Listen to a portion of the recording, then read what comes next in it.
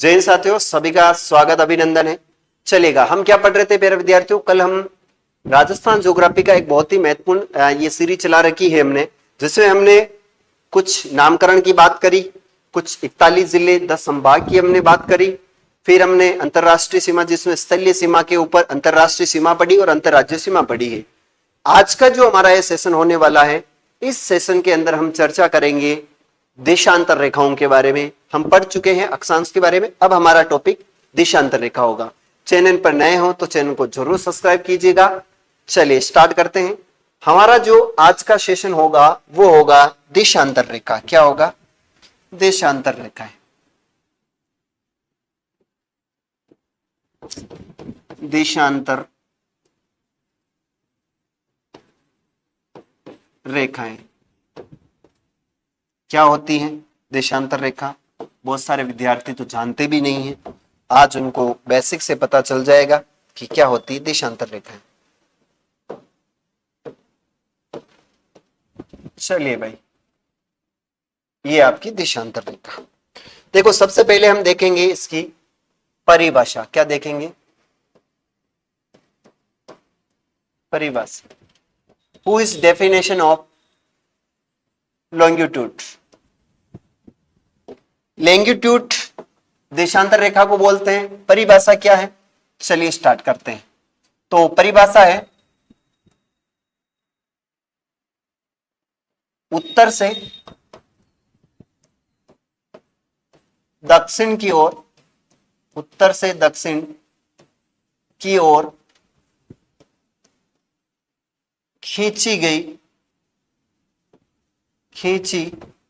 गई काल्पनिक रेखाओं को, उत्तर से दक्षिण की ओर ग्लोब पर खींची गई काल्पनिक रेखाओं को देशांतर रेखा बोलते हैं। क्या बोलते हैं? देशांतर रेखा कहते हैं।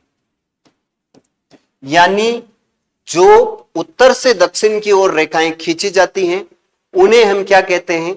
देशांतर रेखा कहते हैं। ठीक सर, समझ आ गया। बिल्कुल आना चाहिए आपको समझ। इसका हम लेते हैं एक चित्र। क्या लेते हैं बाबू? चित्र लेते हैं।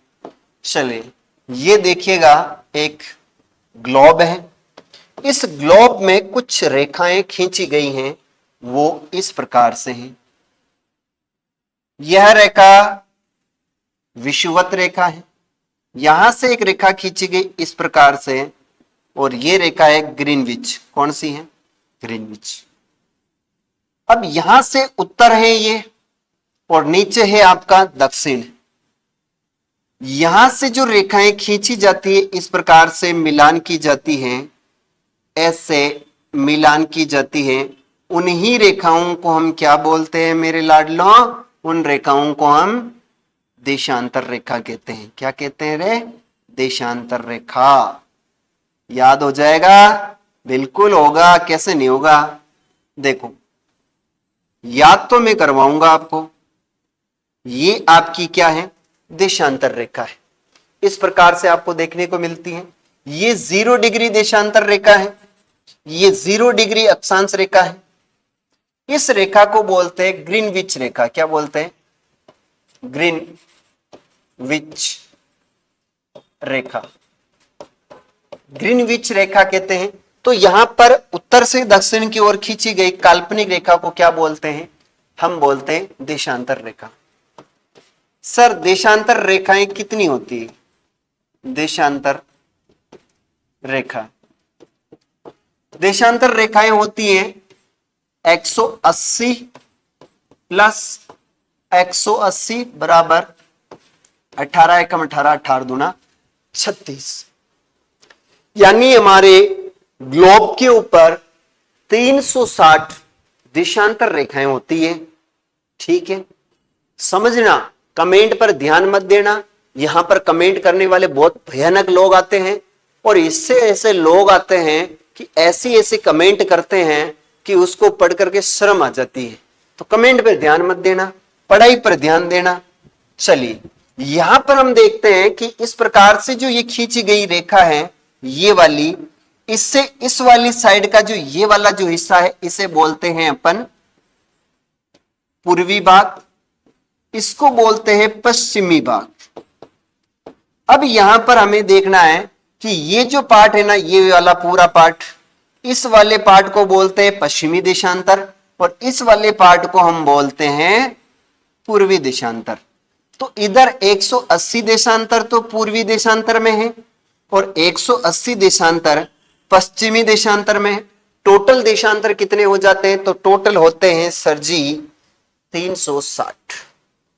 प्रश्न ये आता है कि दो देशांतर रेखाएं, दो देशांतर रेखाओं के मध्य दूरी, देशांतर रेखाओं के मध्य दूरी, रेखाओं के मध्य दूरी कितनी होती है? 111.32 किलोमीटर। 111.32 किलोमीटर जो दो देशांतर रेखाएं हैं, इनके मध्य दूरी होती है। समझी रहा होता? बिल्कुल समझोगा सर, आप समझाओ और हम ना समझे, ऐसा हो नहीं सकता है। तो दो देशांतर रेखाओं के मध्य 111.32 किलोमीटर का फर्क होता है। जबकि ये अक्षांश रेखा होती तो मेरे लाडलों और उनकी प्यारी बहनों कितना होता? 111.13 किलोमीटर या फिर 111 किलोमीटर ही होता, 111 किलोमीटर ही होता, ये अक्षांशों के मध्य में। ठीक सर। अगला अगर हम बात करें तो मेरे लाडलों, दो देशांतर रेखाओं के मध्य इस खाली स्थान को क्या बोलते हैं? दो देशांतर रेखाओं के मध्य वाला भाग, मध्य वाला भाग, मध्य वाला भाग क्या कहलाता है? तो इसे बोला जाता है गोर। क्या बोलते हैं? गोर। सर ये जो दो देशांतर रेखाएं हैं, एक्चुअली में देशांतर रेखाओं का कार्य क्या होता है? यह भी काफी अच्छा प्रश्न है, आपने पूछ लिया, नहीं भी पूछा तो मैं बता देता हूं तुम लोगों को। चलो, दो देशांतर जो रेखा है उसको गोर बोलते हैं और इन देशांतर रेखाओं का कार्य क्या है? तो इन देशांतर रेखाओं का कार्य है समय की गणना करवाना, समय की गणना करना। यानी देशांतर रेखाओं से हम किसकी गणना करते रहे मेरे लाडलों? हम देशांतर रेखाओं से समय की गणना करते हैं। ठीक सर, समझ आ गया? बिल्कुल आना चाहिए आपको।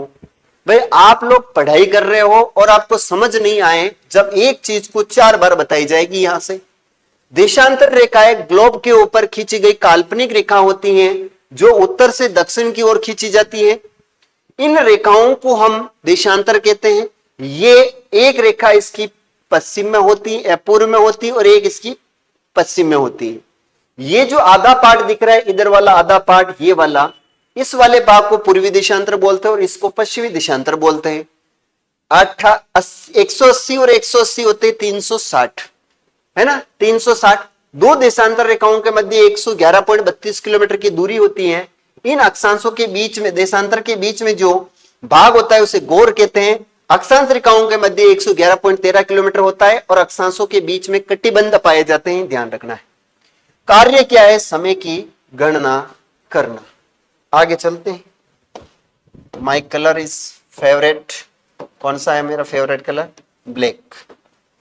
चलिए, अब हम बात करते हैं कि सर एक्चुअल में जो देशांतर रेखाएं हैं उनके बारे में आगे हमें क्या पढ़ना है। देखो, देशांतर रेखाएं, देशांतर रेखाओं में आपको थोड़ा सा ध्यान देना है, ज्यादा ध्यान नहीं देना है, थोड़ा समझना है। बस समझोगे तो काफी अच्छे प्रकार से आप सीख पाओगे, अन्यथा आप नहीं सीख पाओगे। हमने बात करी 360 देशांतर होती है, पश्चिम में, पूर्व में 180 180 गोर कहते हैं। 111.32 किलोमीटर की दूरी होती है, समय की गणना करवाई जाती है। ये सारी बातें हमने कर चुके हैं। अब हम बात करेंगे हमारे जो राजस्थान और भारत की स्थिति है एक्चुअल में देशांतर में, वो कहां है। तो इसको हम अक्षांश और देशांतर के माध्यम से समझेंगे। कैसे समझेंगे? अक्षांश और देशांतर के माध्यम से समझेंगे।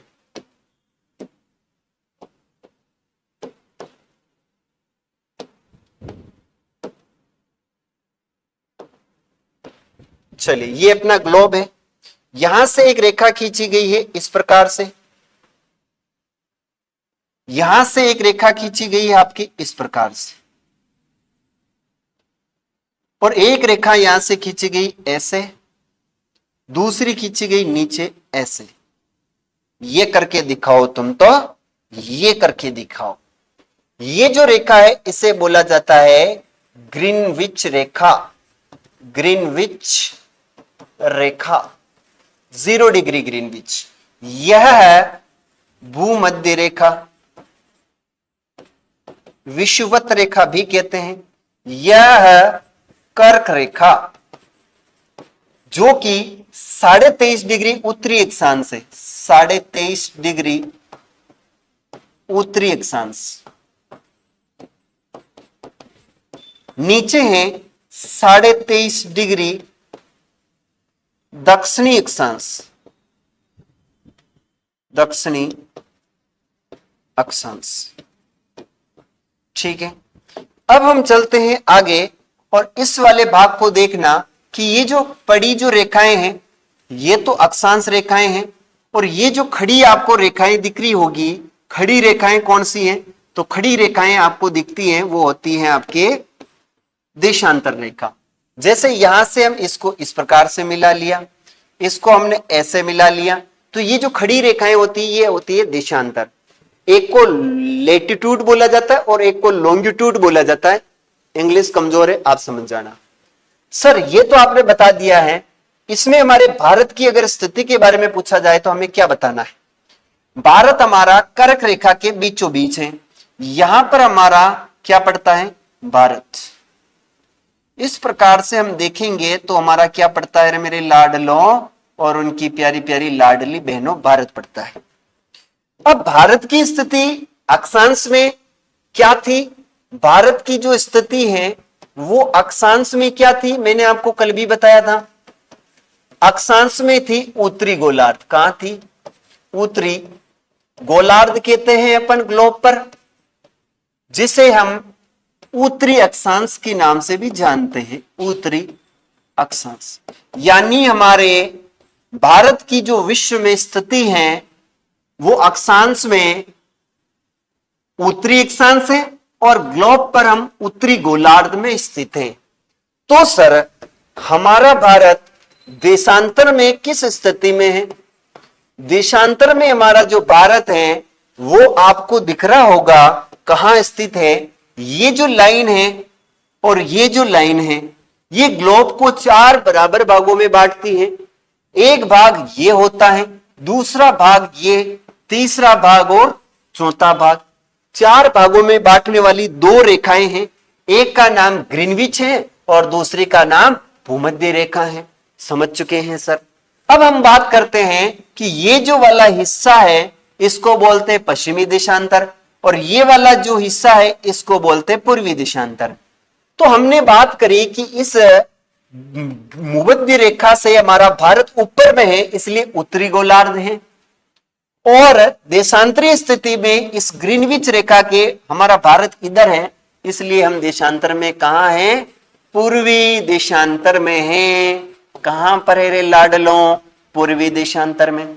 इसको हम बोलते हैं पूर्वी गोलार्ध, यानी ग्लोब पर हमारा भारत देशांतर में कौन से गोलार्ध में है?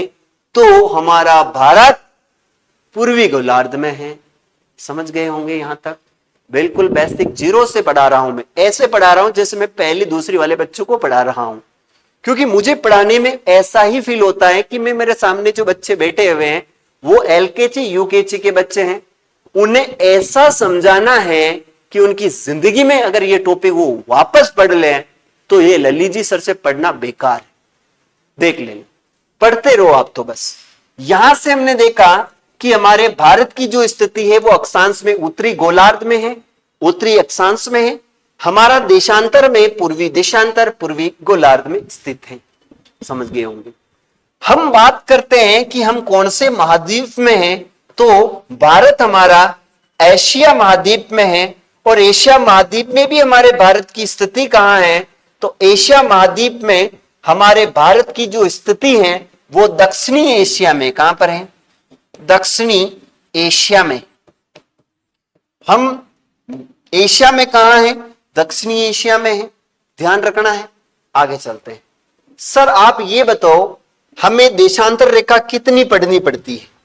हमें जो देशांतर रेखाएं पढ़नी पड़ती है वो देशांतर रेखाएं 2 पढ़नी पड़ती है। देशांतर रेखाएं, जैसे हमने कल बात करी थी कर्क रेखा की, वैसे ही बात हम करेंगे देशांतर रेखाओं में।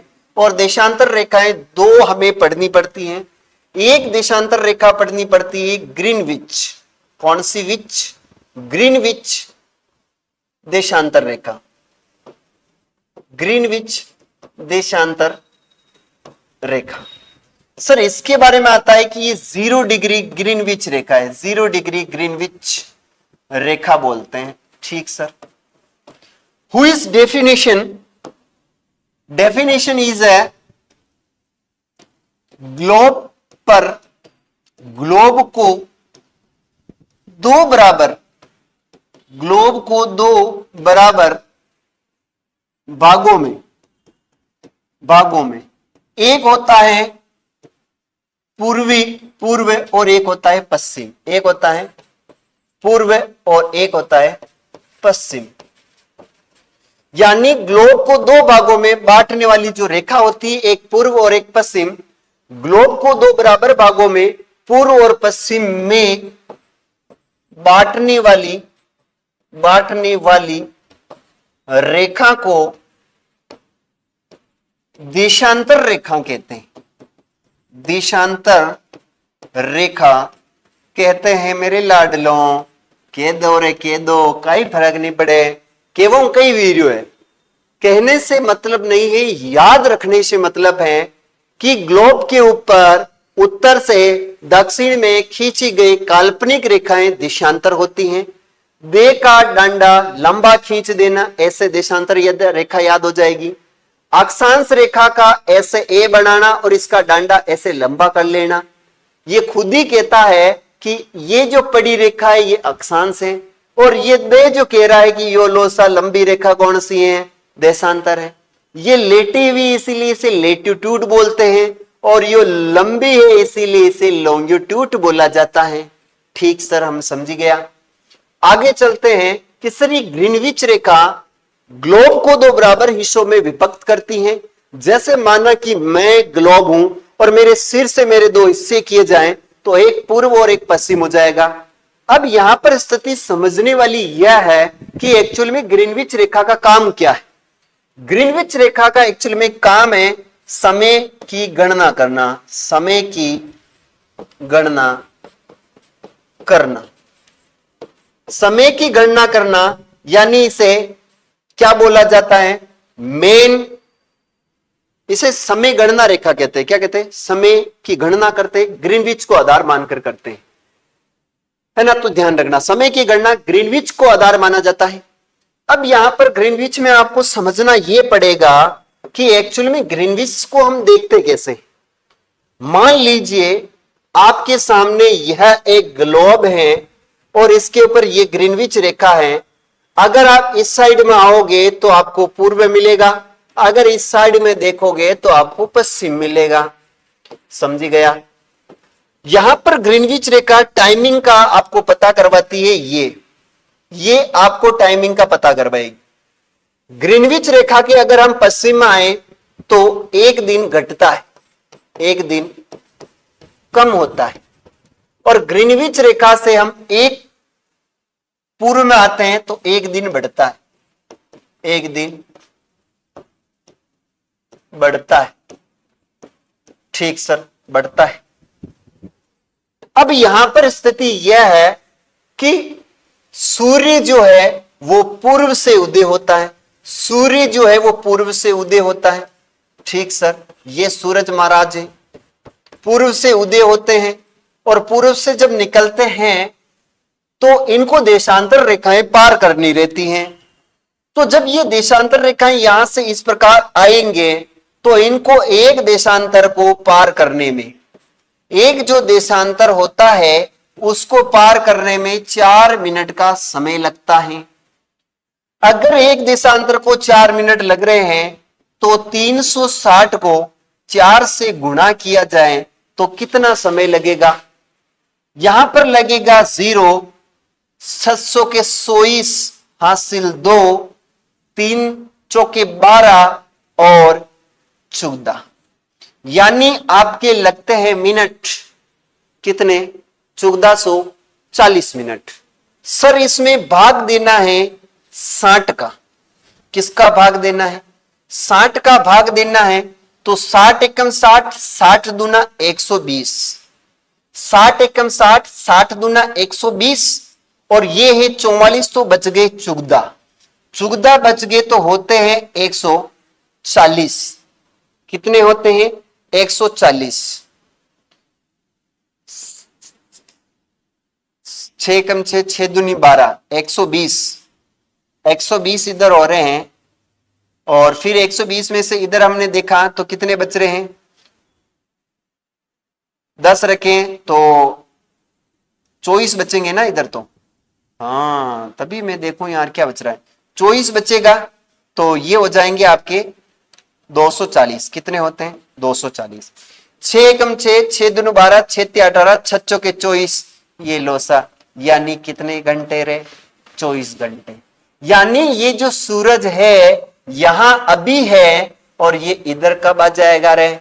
24 घंटों में आ जाएगा। कब आएगा? 24 घंटे में आएगा।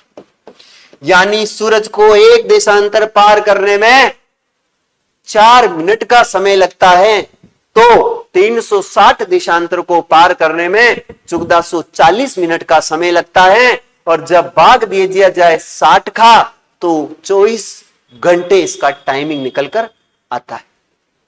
ठीक है सर, समझ चुके हैं? यहां तक क्लियर हुआ होगा आई होप। मैं मानता हूं इससे बेहतर आपको कोई नहीं समझा सकता है। आगे लेते हैं। अगली हम बात करते हैं मेरे मित्र और मित्राणियों कि सर देशांतर रेखा जो है उससे हमारे भारत की समय की क्या गणना की गई है? तो बात हम भारत के समय की करते हैं। भारत का समय गणना, समय, भारत की समय गणना। एक्चुअली में जो भारत ने अपने यहां समय की गणना करी है वो किसको आधार माना है? तो हमने आधार तो ग्रीनविच को ही माना है, लेकिन ग्रीनविच से हमारा कोई लेना देना नहीं है क्योंकि हमारे भारत से एक रेखा होकर गुजरती है, उस रेखा का नाम है कुछ और ही, और वो रेखा है हमारे यहां से गुजरती इस प्रकार से ऐसे निकल जाती है। इस रेखा का नाम है 82.5 डिग्री, 82.5 डिग्री पूर्वी देशांतर रेखा, पूर्वी देशांतर रेखा, 82.5 डिग्री पूर्वी देशांतर रेखा।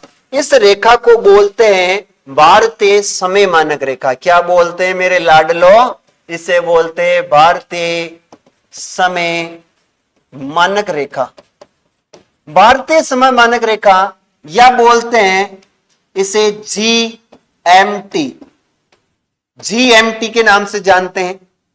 GMT की फुल फॉर्म क्या है ये बता देना। VMT की फुल फॉर्म क्या है? ग्रीनविच मेन टाइम बोला जाता है, ग्रीनविच मेन टाइम। यानी हमने 82.5 की चोटी को पकड़ लिया है और क्या समय बता, क्या समय हो रहा है बता, फटाफट बता, वक्त मत लगवा। इसने कहा ठेर तो सरी, मैं बता रहा हूं।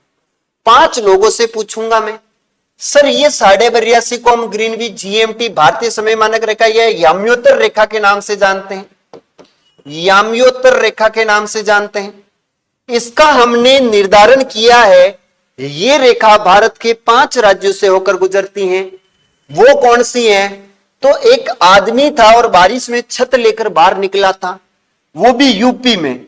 तो यूपी में छत उड़ी आंधी से, यूपी में छत उड़ी आंधी से एक व्यक्ति था जो कि छतरी लेकर बाहर निकला और उसके घर की छत उड़ गई। घर की छत उड़ गई। यू से होता है यूपी यानी उत्तर है प्रदेश। में से होता है मध्य में है जो प्रदेश। से होता है छत्तीसगढ़। ऊ से होती है उड़ीसा। उड़ीसा। और आ से होती है आंध्र प्रदेश। 5 राज्यों से 82.5 डिग्री देशांतर रेखा गुजरती है यूपी में छत उड़ी आंधी से। सर हमने इसका निर्धारण, हमारे समय का निर्धारण जो किया है वो कहां से किया है? निर्धारण हमने समय का निर्धारण किया है कि हम समय कहां से देखेंगे, तो वो आता है नैनी गांव। कौन सा गांव है? नैनी गांव। ये इलाहाबाद में, कहां पर है? इलाहाबाद। इलाहाबाद नैनी गांव। इलाहाबाद का नाम चेंज हो गया, इसका नाम हो गया है प्रयागराज। वर्तमान में प्रयागराज यूपी में है, ध्यान रखना। नैनी गांव, इलाहाबाद, यूपी, प्रयागराज से हमने 82.5 डिग्री रेखा को पकड़ा और भारतीय समय गणना करी है। अब ग्रीनविच रेखा से हमारा समय भारत का कितने घंटे आगे है, यहां से प्रश्न पूछे जाते हैं। तो यह समझने के लिए आपको पुनः वापस इसी मैप में आना पड़ेगा। मैंने आपको पहले भी बोला है कि अगर ग्रीनविच रेखा पर आज सोमवार है तो आप पूर्व में जाओगे तो मंगलवार हो जाएगा, क्योंकि एक दिन बढ़ता है। और पश्चिम में आओगे तो यहां पर संडे हो जाएगा, यानी यहां पर रविवार हो जाएगा, क्योंकि एक दिन पश्चिम में घटता है और पूर्व में एक दिन बढ़ता है। अब हमने कहा कि सूर्य को एक देशांतर पार करने में 4 मिनट लगता है, तो इधर 82.5 डिग्री रेखा है, 82.5 है। अब इस 82.5 को कितना समय लगेगा, तो इसके लिए मैथमेटिकली हमें सॉल्व करके देखना पड़ेगा। देखो इधर है 82.5, ये लोसा। इसको अगर सूर्य को एक देशांतर में, एक देशांतर पार करने में 4 मिनट लगते हैं, तो 82.5 को पार करने में कितना समय लगेगा? 82.5 को पार करने में कितना समय लगेगा? कितना समय लगेगा? चलिए सॉल्व करते हैं। हमेशा जब भी गुणा करें तो 2-3 चीजों के बारे में आपको विशेष ध्यान रखना पड़ेगा। कैसे गुणा करना सिखाता हूं मैं आज आप। 82.5 को अगर आप गुणा करोगे 4 से, किससे करना है? हमेशा एक चीज ध्यान रखनी है आपको, ये जो ऐसे ऊपर कहीं लगे हुए होते इसे बोलते हैं डिग्री। ये जो एक लाइन लगी होती इसे बोलते हैं मिनट, और इसको बोला जाता है ऐसे लाइनों को सेकंड। तो ये जो बिंदी लगी हुई इसको बोलते हैं घंटा। क्या बोलते हैं? इसको बोलते हैं घंटा, यानी इसे बोला जाता है डिग्री। क्या बोलते हैं? डिग्री। ये जो एक बिंदु लगा हुआ है इसे बोलते हैं मिनट, और 2 बिंदु लगे होते हैं उसे बोलते हैं सेकंड। आप जब भी डिग्री का गुणा करोगे तो आंसर हमेशा घंटा में आएगा। अगर आप डिग्री का गुणा करोगे हमेशा तो आंसर घंटे में आएंगे। मिनट का अगर आप गुणा करोगे तो आंसर सेकंड में आएंगे, और सेकंड का गुणा सेकंड से करोगे तो आंसर हमेशा सेकंड में ही आएगा। इस चीज को आप समझ गए तो यहां पर आप इसको सोल्व कर सकते हो। डिग्री का गुणा डिग्री से, मिनट का गुणा मिनट से, सेकंड का गुणा सेकंड से।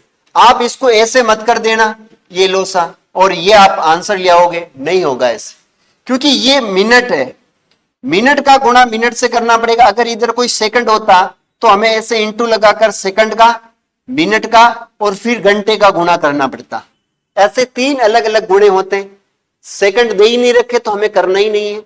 मिनट दे रखा है तो 30, 3 चौके 12, 30 का पावड़ा 4 बार बोला, 3 चौके 12 यानी आते हैं 120। मिनट का आंसर हमेशा आते हैं सेकंड में। किस में आते हैं? मैंने इधर बोला कि मिनट का गुणा करोगे तो आंसर सेकंड में आएंगे। डिग्री को घंटा बोलते हैं, घंटे का गुणा करते हैं तो आंसर हमेशा मिनट में आते हैं। किस में आते हैं? मिनट में आंसर आते हैं। 4 एकम 4, 4 दूना होते 8, आठों चौके होते 32, ये लो, तो 328 मिनट आंसर आया। अब ये तो पूर्ण आंकड़े है नहीं है, इसको सोल्व करेंगे। 120 सेकंड का मतलब होता है 2 मिनट। कितने मिनट होते हैं? ये 120 सेकंड है, मिनट में चेंज करेंगे 60 का भाग दे दो, तो क्या हुआ? 6 कम 6, 6 दूनी 12, 120 यानी 2 मिनट आ चुके। इसको हमें घंटा में कन्वर्ट करना है, 328 मिनट है, तो 6 कम 6, 6 दूनी 12, 6 तिया 18, 6 चौके 24, कितना आता है? चलो इसको ऐसे कर लें, 6 कम 6, 6 दूनी 12, 6 तिया 18, 6 चौके 24, 6 पंजे 30, 6 पंजे 30 का मतलब होता है 300। 6 पंजे कितने होते? 60 का पावड़ा, अगर हम 5 बार बोले तो 30 आते हैं, यानी 300 मिनट तो हमने इधर दे दी। अब आगे में भाग जाता नहीं है, तो हमें क्या करना है? ये 28 मिनट ऐसे कैसे ही रखने 5 घंटे आगे, 6 पंजे 30 यानी 300 यानी 5 घंटे। 300 मिनट में कितने घंटे होते हैं? 5। अब 28 मिनट हमारे पास बचे हुए हैं और इधर प्लस करने 2 मिनट, तो ये हो जाते हैं 30 मिनट। कितने होते हैं? यानी हमारे आंसर आता है 5 घंटा 30 मिनट। यानी हमारा जो भारत का समय है वो ग्रीनविच रेखा से कितने घंटे आगे है? तो हमारे भारत का जो ग्रीनविच रेखा से समय है, ग्रीनविच रेखा से भारत का समय 5.5 घंटे आगे। भारत का समय 5.5 घंटे, 5 घंटे 30 मिनट आगे लॉस। इससे बेहतर आप क्या समझ सकते हो? इससे बेहतर आप क्या समझ सकते हो? कौन समझाएगा आपको ऐसे? है कोई नहीं समझाता। मैं आपका शुभचिंतक ललित आचार्य ही समझा सकता है। ये इतनी बारीकी से कोई नहीं समझा सकता है। अब आप कुछ भी कर सकते हो, इसके लिए आप कुछ भी कर सकते हो, कैसा भी गुणा दे दो आप उसके फटाक से आंसर निकाल सकते हो। अब हम आगे बात करते हैं। सर ये तो हमने क्लियर कर लिया, अब कोई चीज देशांतर में बची है क्या? सर कोई चीज देशांतर में तो बची हुई नहीं है, कोई चीज देशांतर में तो बची हुई नहीं है, तो सर हम क्या करेंगे? आपको कुछ भी नहीं करना है, आपको कुछ भी नहीं करना है। यहां पर हम सीधा सा समझेंगे, वो समझेंगे हमारे जो राजस्थान की जो स्थिति है उसके बारे में। अगली क्लास में हम इसके बारे में अध्ययन करेंगे और वो रहने वाला है राजस्थान की अक्षांशीय स्थिति, राजस्थान की अक्षांशीय और देशांतीय स्थिति के बारे में हम बात करेंगे। अगला हमारा टॉपिक रहने वाला है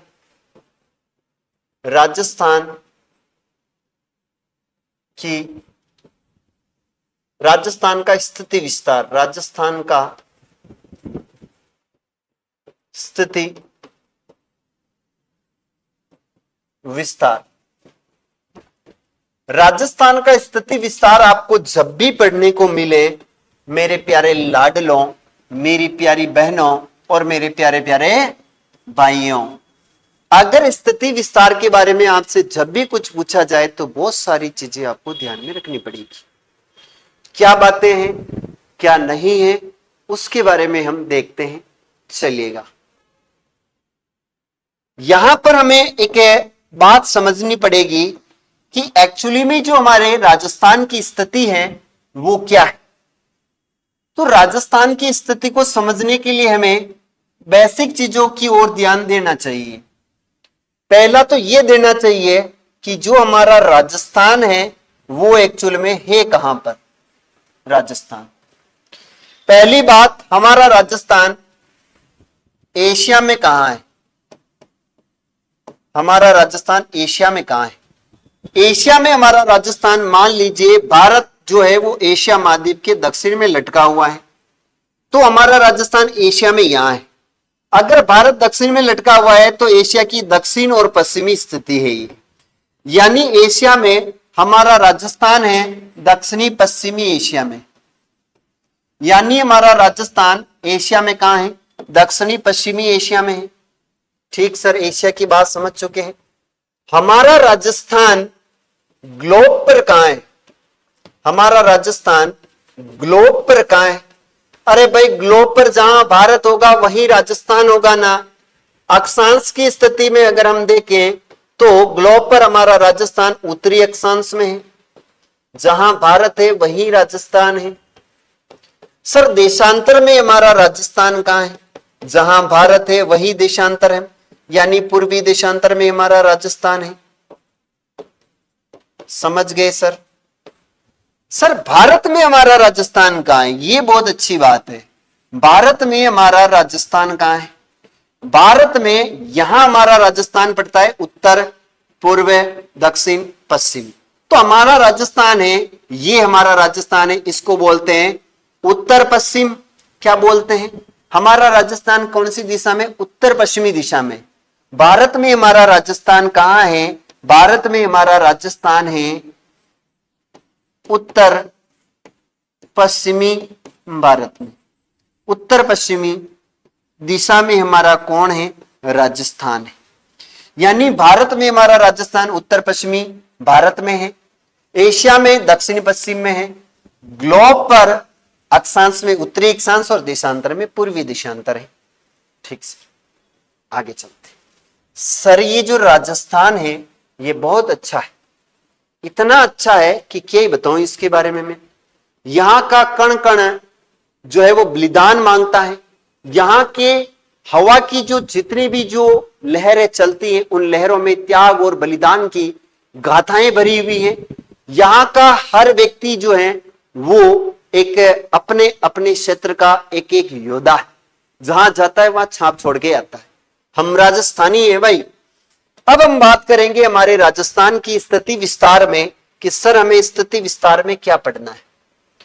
यहां से एक बिंदु आपको हेडिंग लगानी है, एक बिंदु आपको यहां लगाना है, एक बिंदु आपको यहां लगाना है और एक बिंदु आपको यहां लगाना है। इस प्रकार से आप 4 बिंदुओं को लगा सकते हैं। इस बिंदु को आप नाम दे सकते हैं यहां पर 30 डिग्री 12 मिनट। इसको आप नाम दे सकते हो, चलो इसको दे देते हैं 69.5 डिग्री। कितनी है? 69.5 डिग्री। तो इधर कितना लिख सकते हैं हम? 78 डिग्री 17 मिनट। नीचे कितना लिख सकते हैं? 23 डिग्री 03 मिनट। अब यहां पर हमें लिखना है, इसको बोला जाता है पूर्वी देशांतर। क्या बोलते हैं? 69 डिग्री पूर्वी देशांतर रेखा। इसको बोलते हैं 78 डिग्री 17 मिनट पूर्वी देशांतर रेखा। ठीक सर। इसको बोलते हैं 30 डिग्री 12 मिनट उत्तरी अक्षांश रेखा। इसको बोलते हैं 23 डिग्री 3 मिनट उत्तरी अक्षांश रेखा। ठीक सर। 4 गांव है, 4 बिंदु हैं। ऊपर जो ये गांव है इस बिंदु का नाम है कोणा गांव। कोणा गांव, कोणा गांव श्री गंगानगर राजस्थान का उत्तरी बिंदु है। दक्षिणी बिंदु है वो है आपका यहां पर बोरकुंडा गांव। बोरकुंडा गांव कुशलगढ़ तहसील, कुशलगढ़ तहसील, जिला बांसवाड़ा, जिला बांसवाड़ा। ठीक सर। यहां पर क्या है? यहां पर है राजाखेड़ा तहसील, सिलाना गांव, राजाखेड़ा तहसील। कौन सा गांव है? सिलाना गांव। सिलाना गांव, राजाखेड़ा तहसील, धौलपुर जिला, धौलपुर डिस्ट्रिक्ट। इधर पड़ता है समगांव कटरा, समगांव कटरा तहसील, कटरा तहसील जैसलमेर, समगांव कटरा तहसील जैसलमेर। ठीक है, अब हमें क्या करना है कि हमें इन बिंदुओं को मिलान करना है। लोसा यू थोड़ा आगे लागियो, इन बड़े लगा दा, यू लगा दियो, इसको यहां से हमें मिलान करना है। ये लोसा, ये भी थोड़ा दूर लग गया, हमने इसको यहां लगा दिया। अब यहां से हमें ये देखना है कि यहां से यहां तक की कुल लंबाई कितनी है राजस्थान में, तो 8, 2, 6 किलोमीटर। यहां से यहां तक की कितनी लंबाई है, 8, 6, 9 किलोमीटर। ठीक है, समझ रहे होंगे आप। ये जो बीचों बीच में यहां पर एक स्थान पड़ता है, इसका नाम है नागौर। क्या पड़ता है, नागौर। और नागौर का एक गांव है, उसका नाम है लाम्पो लाई गांव, लाम्पो लाई गांव। ठीक सर, समझ चुके। अब यहां पर कुछ विकर्ण भी खींचे गए हैं इस प्रकार से, कुछ विकर्ण भी खींचे गए हैं इस प्रकार से। इन विकर्णों की भी लंबाई आती है, इन विकर्णों भी क्या आती है, लंबाई आती है। तो एक तरफ आती है 850 और एक तरफ आती है 784। एक तरफ आती है 850 और एक तरफ आती है 784।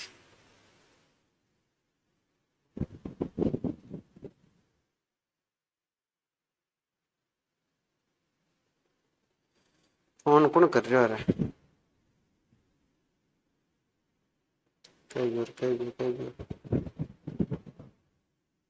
चलिए, विकर्णों की लंबाई एक आती है 784 और एक आती है 850। देखो 850 प्लस 784। हेलो कोचिंग, हाँ ठीक।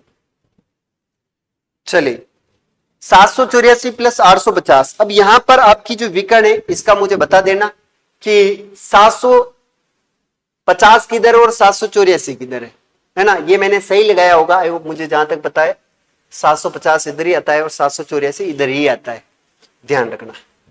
अब सर इनके बारे में हमने ये तो समझा है कि ये उत्तर में 3012 है, दक्षिण में 2303 है, पूर्व में 7817 है और इधर है आपके कितना 69.5। अगर इनका और इनका अंतराल निकाला जाए 30 डिग्री 12 मिनट में से माइनस करें 23 डिग्री 03, तो इधर आता है 9 मिनट और इधर आता है 7, यानी 60 डिग्री और 9 मिनट। यानी यहां से यहां जो आपकी अंतराल है राजस्थान का अक्षांशीय अंतराल, वो अक्षांशीय अंतराल आता है 60 डिग्री 9 मिनट अक्षांशीय अंतराल है। सर देशांतरीय अंतराल कितना आता है, तो हमें माइनस करने हैं 78 17 में से 69.5, कितना करना है 69.5। 17 में से 30 जाते नहीं है तो एक इसको उधार दिया हमने, एक हमने इसको क्या दे दिया, 1 घंटा उधार दिया, तो ये हो गए अपने कितने हो जाएंगे 60 और कितने 77, 77 में से गए 30 तो बच्चे 47, और इधर हो गए आपकी किसने 77, 77 में से गए 69 तो कितना बचा 8 मिनट 47, 8 डिग्री 47 मिनट देशांतरीय अंतराल है। कितना है 8 डिग्री 47 मिनट देशांतरीय अंतराल है। अब सूरज जो है वो पूर्व से उदय होता है और पश्चिम में अस्त होता है, तो सूर्य को एक देशांतर पार करने में 4 मिनट का समय लगता है, तो 8 डिग्री 47 मिनट को पार करने में कितना समय लगेगा, तो 8 डिग्री का 8 से गुणा 4 से गुणा करो और 47 को गुणा 4 से करो, तो ये आता है 7 चौके 28, 28 के 8 हासिल 2, 4 चौके 16, 17 18 होते 188 होता है, और इधर आता है 4 8 32, यानी 32 मिनट में आया है और ये सेकंड में आया है। इसको मिनट में कन्वर्ट करने के लिए हमें इसमें 60 का भाग देना पड़ेगा, तो 6 कम 6 6 दूनी 12, 6 3 18, यानी ये कितने आते हैं 3 मिनट आते हैं, और 3 मिनट के बाद 8 सेकंड बच जाता है, तो ये 3 मिनट 32 मिनट में हमने प्लस किए तो ये आ गया 35 मिनट और 8 सेकंड। यानी हमारे पूर्व में सूर्य उदय होगा और पश्चिम में उसे आने में 35 मिनट और 8 सेकंड का समय लगेगा। 35 मिनट 8 सेकंड का क्या लगेगा, समय लगेगा। अगर 6 बजे धौलपुर में उदय हो रहा है तो जैसलमेर में उदय होने में 35 मिनट 8 सेकंड का उसे क्या लग जाएगा, टाइम लग जाएगा। यहां तक आई होप आपके क्लियर हुआ होगा, यहां तक आपके क्लियर हुआ होगा, क्लियर हुआ है। यहां से एक रेखा गुजरती, उस रेखा का नाम है कर्क रेखा, जो कि 23.5 डिग्री है और राजस्थान के 2 जिलों से होकर गुजरती है। ये जो रेखा है, इस रेखा को बोलते हैं 27 डिग्री अक्षांश रेखा। ये जो रेखा है इसे बोलते हैं 74 डिग्री रेखा। 74 डिग्री देशांतर रेखा राजस्थान को पूर्व और पश्चिम 2 भागों में बांटती है।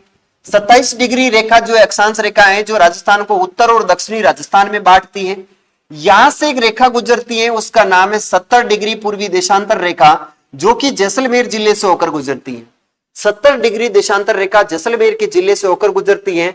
और 78 डिग्री रेखा जो आपके देशांतर रेखा, ये धौलपुर से होकर गुजरती है, धौलपुर से होकर गुजरती है। एक रेखा गुजरती है यहां से 25 डिग्री अक्षांश रेखा, 25 डिग्री अक्षांश रेखा जो राजस्थान के सर्वाधिक जिलों से होकर गुजरती है। सर्वाधिक जिलों से होकर गुजरने वाली अक्षांश रेखा है 25 डिग्री अक्षांश रेखा, जो राजस्थान के सर्वाधिक जिलों से होकर गुजरती है। सर, राजस्थान की उत्तर से दक्षिण में लंबाई का अंतराल कितना आता है? तो उत्तर से दक्षिण में लंबाई का अंतराल आता है 43 किलोमीटर। कितना आता है? 43 किलोमीटर का उत्तर से दक्षिण में लंबाई का अंतराल आता है। उत्तर और दक्षिण में अक्षांश अंतराल कितना आता है? तो 60 डिग्री 9 मिनट आता है। पूर्व से पश्चिम में देशांतरीय अंतराल कितना आता है? तो देशांतरीय अंतराल आता है 8 डिग्री 47 मिनट का। तो इस प्रकार से ये एक स्थिति विस्तार है। हमने देशांतर रेखा और स्थिति विस्तार के बारे में आज के इस चैप्टर में अध्ययन किया है। बाकी हमारा जो कल का चैप्टर रहने वाला है उसमें कल हम आगे चर्चा करेंगे। अभी के लिए मेरे प्यारे विद्यार्थियों, मैं आपसे लूंगा विदा। मिलेंगे किसी अगले सेशन में, तब तक के लिए सभी को राधे राधे, जय श्री कृष्णा। बने रहिएगा इस सेशन में, यह सेशन आपके लिए लगाए गए हैं, बहुत बेहतरीन सेशन है। चैनल पर नए हो तो चैनल को जरूर सब्सक्राइब कीजिएगा। मिलेंगे अगले सेशन में, तब तक के लिए जय हिंद, वंदे मातरम।